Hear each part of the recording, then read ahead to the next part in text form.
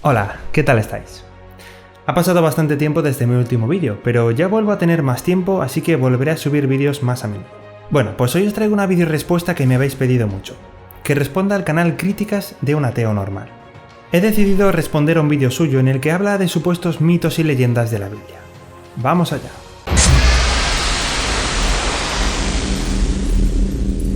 Lo primero que menciona son algunos supuestos fallos de los días creativos del Génesis, concretamente que la luna sea una lumbrera, que la luz existía antes que el sol, etc.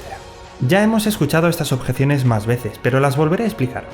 Críticas comienza citando del Génesis 1:16 en el que Dios crea las dos lumbreras, el sol y la luna, una para gobernar el día y la otra para gobernar la noche. Y aquí menciona dos detalles. El primero es que le parece raro que para este punto del relato creativo la luz ya existiera. ¿Cómo iba a existir la luz antes si en Génesis 1:16 Dios crea el sol? Bueno, muy sencillo, porque eso no es lo que dice el relato. Algo que he dicho muchas veces es que es importante saber lo que dicen ciertos versículos en los idiomas originales. Esto se escribió en hebreo antiguo y los manuscritos que tenemos en ese idioma de Génesis 1:1 nos dicen que Dios crea el universo. Y se usa el verbo hebreo bará, que significa crear. Pero en el versículo 16, el que él menciona, se usa otro verbo, el verbo asá, y se traduce como hacer y no como crear. Este verbo tiene diferentes significados en otros pasajes, como establecer, formar, designar o preparar. De esta forma, podríamos decir que lo que dice el versículo 16 es que Dios preparó o estableció el sol y la luna para gobernar el día y la noche, no que los creara en ese día. ¿Y cómo hizo esto? Haciéndolos visibles. Recordemos que los días creativos se presentan desde la perspectiva de un observador terrestre, es decir, lo que veríamos tú o yo si estuviéramos allí en aquel momento. Génesis 1:2 nos dice que la oscuridad cubría la superficie de la Tierra. Por lo tanto, estando allí no veríamos nada. Podemos suponer que la atmósfera terrestre era tan densa que no dejaba pasar la luz. Recordemos que con anterioridad, en Génesis 1:1, Dios había creado el universo, así que tanto el Sol como la Luna ya existían. Ahora podemos suponer que la atmósfera terrestre era tan densa que no dejaba pasar la luz. En el día 1 es cuando Dios hace que haya luz, por ejemplo, aclarando la atmósfera hasta hacerla translúcida. De esta manera, podría pasar la luz, pero no veríamos las fuentes de luz. Si nos vamos al día 4, correspondiente a Génesis 1:16, el versículo que estamos analizando, Dios hace, o como vimos, establece o prepara, el sol y la luna como fuentes visibles de luz. ¿Cómo? Haciendo que la atmósfera pase de translúcida a transparente, de tal forma que se empiezan a ver el sol y la luna desde la superficie de la Tierra, y de esta forma, como dice el relato, pueden gobernar el día y la noche. Esto está apoyado nuevamente en el término hebreo usado aquí. En el primer día se usa la palabra para luz or, que significa luz en sentido general. Pero si nos vamos al día 4, vemos que la palabra usada para luz es maor, que se refiere a la fuente de la luz. Como veis, yo no estoy haciendo ninguna interpretación personal del relato, sino que es literalmente lo que nos cuenta el Génesis, si tomamos en cuenta los términos originales y el propio contexto. Si alguien dice que me estoy inventando esta explicación, literalmente no ha leído el Génesis. El segundo detalle que menciona es que según él, la luna no es una lumbrera. Él mismo pone el significado de lumbrera en pantalla, cuerpo que despide luz. Y dice seguidamente un objeto que tiene luz propia, como si esto fuera parte del significado de lumbrera. A continuación recalca el fallo bíblico diciendo que la luna no tiene luz propia. Sí, es verdad, la luna no tiene luz propia. Pero la definición de lumbrera no dice en ningún momento que la luz que despide el objeto deba provenir de él. La luna es una lumbrera porque despide luz, independientemente de que esa luz sea por emisión o por refracción. El segundo tema que trata es el de la Torre de Babel y los idiomas. Dice que es muy probable que la Torre de Babel haya existido en realidad, lo cual está bien. Pero también dice que los constructores no la abandonaron por el tema del idioma, sino que fue atacada. Él mismo admite que no tiene por qué ser la misma torre que encontramos en los restos arqueológicos. Entonces, si no se puede demostrar que es la misma torre, ¿cómo va a ser eso un fallo bíblico? ¿Acaso puede demostrar que en Babilonia solo haya existido una torre? No tenemos información sobre eso. Es más, el relato dice que poco a poco dejaron de construir la ciudad. Imaginaos que después de la confusión de los idiomas, la gente se dispersó, pero algunos con el mismo idioma se quedaron en la ciudad e intentaron reconstruir la torre.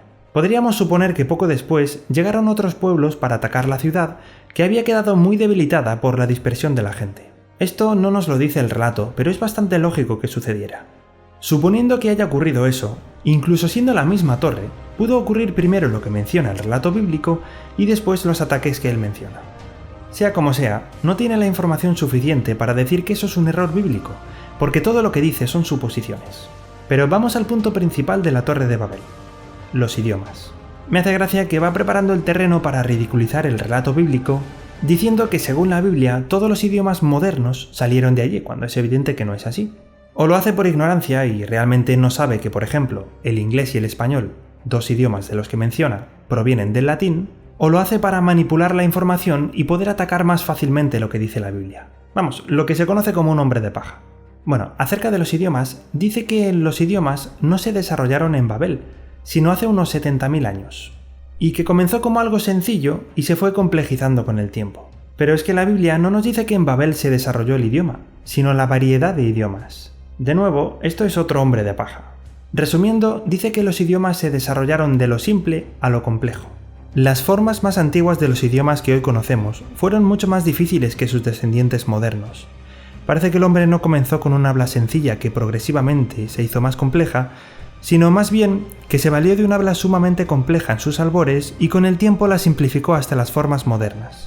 El Dr. Mason, lingüista contemporáneo, también señala que la idea de que los salvajes hablan con una serie de gruñidos y no pueden expresar muchos conceptos civilizados está muy equivocada, y que muchos de los idiomas de los pueblos de escasa cultura son bastante más complejos que los idiomas europeos modernos.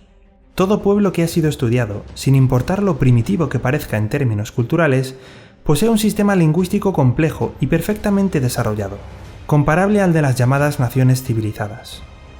Críticas también nos dice que el lenguaje no comenzó hace unos 4.000 años. Los testimonios más antiguos en la lengua escrita, el único registro fósil de escritura con el que el hombre puede contar, datan de no más de unos 4.000 o 5.000 años, y decía que tampoco comenzaron en Babel. Pero Sir Henry Rawlinson, filólogo orientalista, observó lo siguiente sobre el foco en el que empezaron a esparcirse los lenguajes antiguos. Si nos hubiésemos de guiar por la mera intersección de sendas lingüísticas, sin depender en absoluto de las referencias al registro de las escrituras, aún se nos llevaría a fijar en las llanuras de Sinar, que es donde estaba Babel, el foco del que irradiaron las diferentes ramas lingüísticas. Y el siguiente libro dice sobre el lenguaje humano: los que han estudiado los idiomas del mundo y los han comparado unos con otros pueden decir algo, y es esto: es posible agrupar todos los idiomas en familias o grupos del habla, y se pueden ver que todas estas familias han venido de la misma fuente. En conclusión, lo que dice no tiene ningún sustento. De hecho, las evidencias apuntan hacia el relato bíblico. La verdad es que pensaba que me lo iba a poner un poco más difícil, pero sus argumentos son un poco superficiales. En su vídeo acaba hablando sobre otro fallo del diluvio. Tengo un vídeo sobre el diluvio, pero lo que él menciona no lo incluí en ese vídeo. Dice que el hecho de haber varios relatos sobre el diluvio independientes no demuestran que el diluvio fue una realidad, porque eso significaría que los sumerios fueron descendientes de Noé. Y según nos muestran las fechas, los sumerios son anteriores a Noé. Vamos a hacer un trato. Si quieres saber la respuesta, comenta algo así como «quiero saber la respuesta a lo del diluvio» o algo similar. Si veo 10 comentarios del estilo, este domingo haré un short, nunca he hecho ninguno, respondiendo esto. Suscríbete si no lo estás y dame tu opinión sobre este vídeo. Me despido y hasta la semana que viene.